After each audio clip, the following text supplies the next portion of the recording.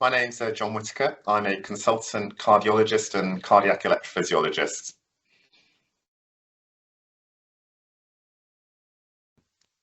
I've been very fortunate in my career to have a number of mentors who've given me some really invaluable advice over the years. And one of my mentors indicated to me very early on that he thought cardiac electrophysiology would be a good fit for me.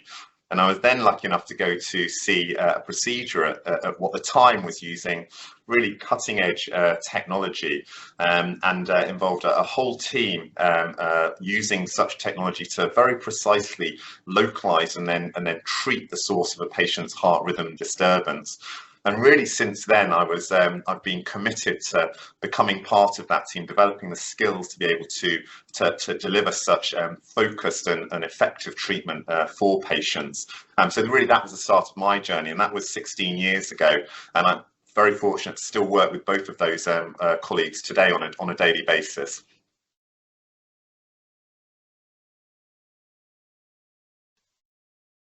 So I think that the most rewarding thing for me is going on a journey that goes from meeting a patient initially, and understanding, really working hard to understand what the impact of their symptoms on their well-being is, which is then followed by some detective work as we work together to try to understand exactly what the heart rhythm disturbance is at the time of their symptoms, which sort of forms a foundation for a discussion we can have where we can work out what the best treatment for an individual patient is.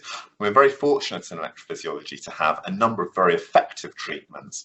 And so meeting a patient after we've worked together to decide on what the right treatment is, and seeing them after we've done that treatment together, and seeing the impact of it is to be part of that journey is a truly rewarding thing, and something I consider a tremendous privilege.